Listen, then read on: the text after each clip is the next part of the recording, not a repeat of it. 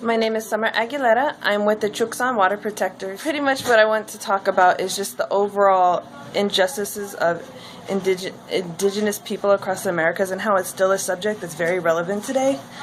The effects of things that have been going on for the last 500 years still affect today's generations. It affects me, it affects my kids. When I go out into the community and I speak, it's not necessarily my story that I'm telling, but I talk about my grandmother. My grandmother is turning 88 this year, and when she was a young child, she was taken off the Hopi Reservation by the government and put into a boarding school. And in this boarding school, they told her, you cannot speak your language, you are no longer Hopi, you are going to do what we say. And while taking that part of her identity, they also cut her hair. And hair has a lot of meaning to us. It's who we are. It's a part of us. It's an extended part of us. And so anytime that she would speak her native language as a child, the only language that she knows, she was whipped, she was beaten, she was sprayed with water hoses, and by the time she was released to finally just be home instead of coming home for the summer or other Christian holidays, she says that she no longer felt like she had a home. She no longer felt like she was Hopi, but she also isn't white. She's brown skinned, black hair, brown eyes. And she married my grandfather when she was about 17 years old, and they left the reservation, and he was in the Air Force. And so they traveled, and she never felt anywhere was home except for here in Tucson. And that's because she stayed close to the Air Force base. And so when my grandfather passed, she stayed here. And I asked my grandmother, why didn't you ever go back home? She goes, it's not home for me anymore. I don't know those people. I don't know those traditions. I was taken. And that comes really hard on us. My mom was also raised here, and I was raised here. And my mom and I would both spend our summers and whatever time we had on the reservation, but we were still urban Indians.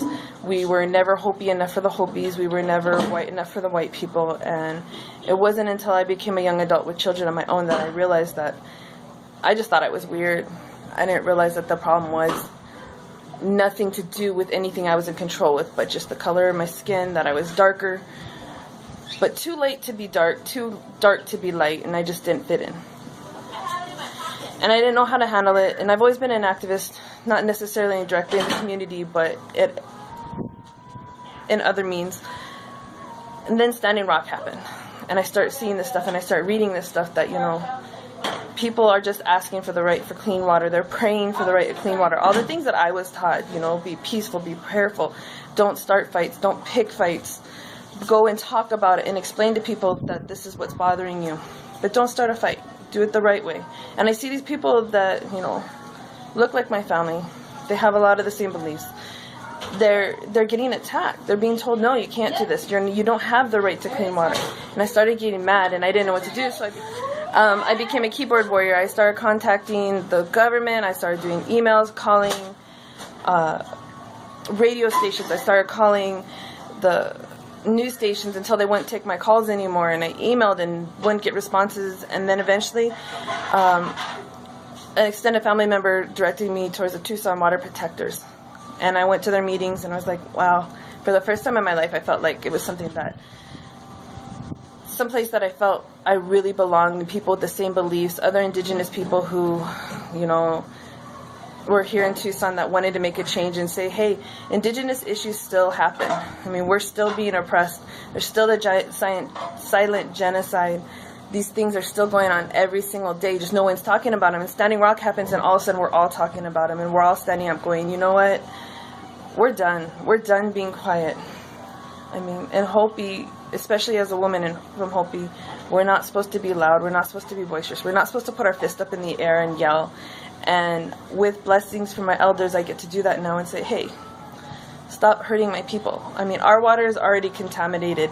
Our water was contaminated by the coal companies dumping their sludge into our water, and it is now so toxic with arsenic and other chemicals, carcinogens, that are making our people sick that we can't drink our well waters anymore. We can't bathe in our well water. If we want water, everything we have to take with us.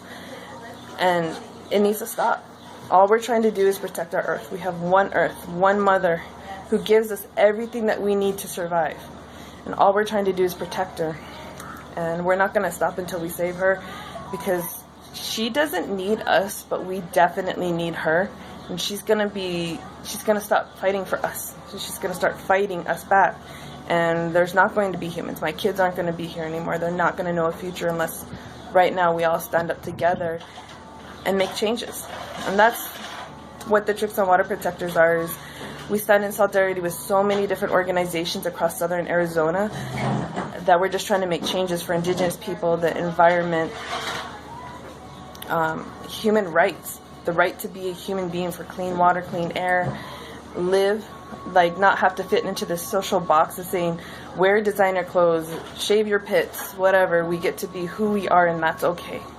So that's what Chukson Water Protectors are, at least to me. And I'm very grateful that I get to go out in the community and be a representative for them.